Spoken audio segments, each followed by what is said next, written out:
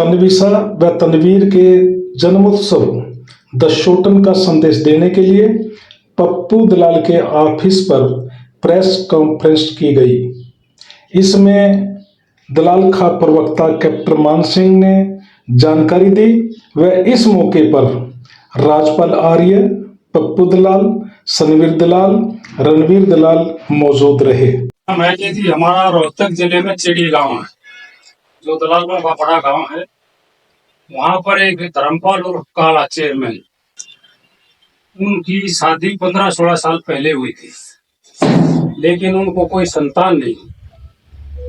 अभी कुछ दिन पहले ईश्वर की कृपा से 2 संतान एक ही साथ हो गए, जोड़ ले, एक लड़की और एक लड़का। तो उसने इस खुशी में जसोटन करने के लिए मन बनाया। पहले उसने अपना गांव इकट्ठा किया, उसके बाद वो मान उठिया है कि भाई हम पूरा जसोटन दलाल वंश का सभी आने थे, जितने भी भारत में, चाहे श्रीनगर में है, जम्मू में है, यूपी में है, राजस्थान में है, या हरियाणा में है, या गुजरात में है, उन सबको इनवाइट करना। कोई भी दलाल वंश का आदमी नहीं छूटना चाहिए, सभी ने यहाँ आके आशीर्वाद देना है, हमारी प्रार्थना है। तो उस पर्पज के लिए हम यहाँ आपके पास आए हैं कि हमारे यहाँ के बच्चों को, सबको ये पता लगे, युवाओं को, बुजुर्गों को, कभी 12 तारीख को, जो 12 मई को चिड़ी में दशोटन हो रहा है, उसके बारे में जानकारी सबको मिले।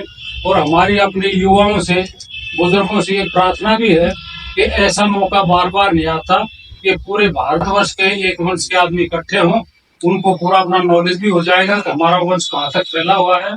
ये भी एक पर्पज है, तो इसी के लिए हम आए हैं। अभी हम यूपी में भी गए, हमारे इधर कुछ ऐसे दलालों की बसाई हुई यूपी में, जो बुलंदशहर में आती है।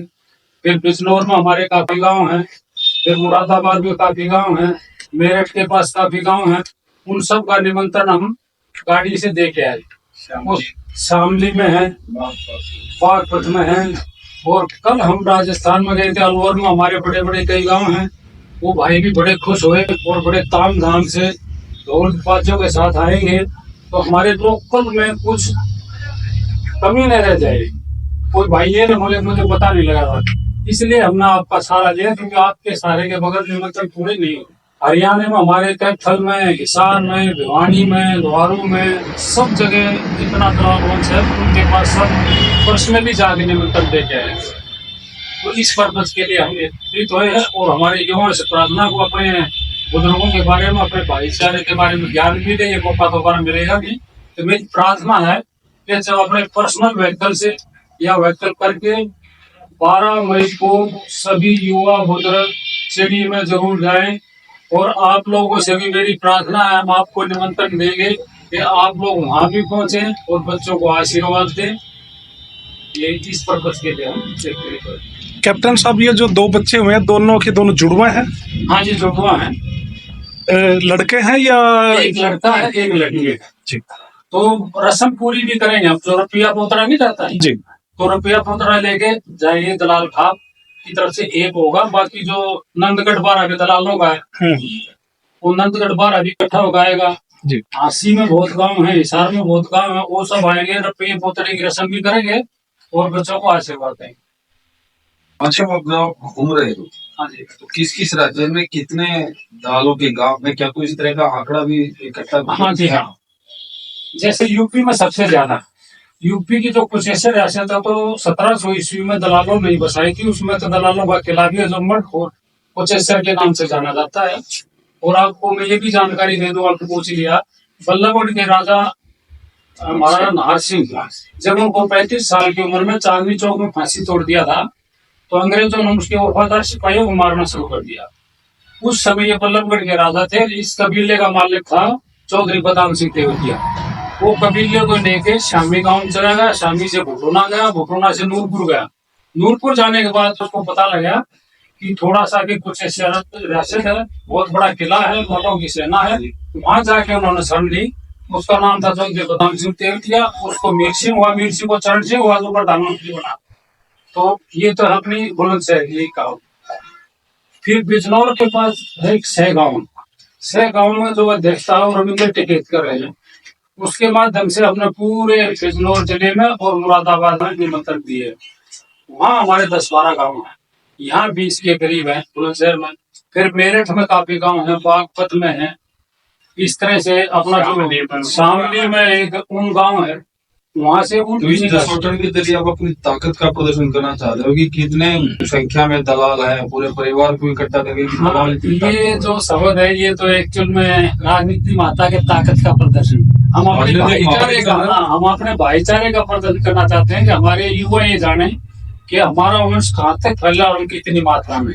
दलाल साहब देश भर में कितने गांव हैं दलालगंज के? लगभग जी मेरे ख्याल में यहाँ तो हरियाणा में होंगे, देश भर में।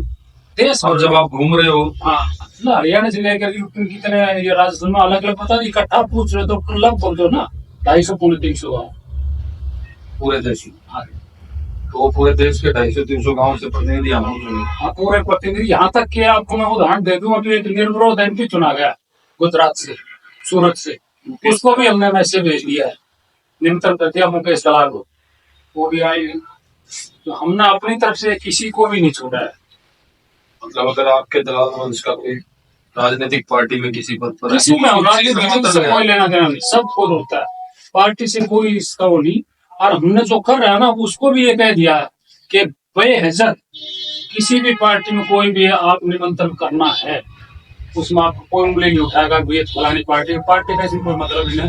क्योंकि ये जो लड़का है चेयरमैन, ये खुद पहले कांग्रेस में था, अभी ये भाजपा में, और इसने 1 जनवरी को बहुत बड़ा फंक्शन किया था, 5-6 हजार की तादाद थी, सभी एमपी वगैरह आए थे, मैं वहां उसमें भी हाजिर था।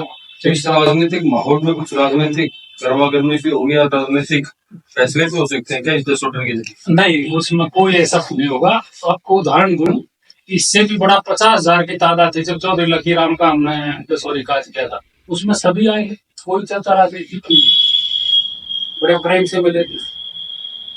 उस टाइम तो डीजीपी भी हमारा ही था, वो भी एक स्टेज पर मौजूद थे, हुड्डा साहब भी स्टेज पर मौजूद थे, अपने सारे एमएलए एमपी सब थे। और अभी भी जो उनके व्यक्तिगत रूप में दूसरे भी सब आई है, ऐसी बात नहीं कि सिर्फ दलाल ये होंगे।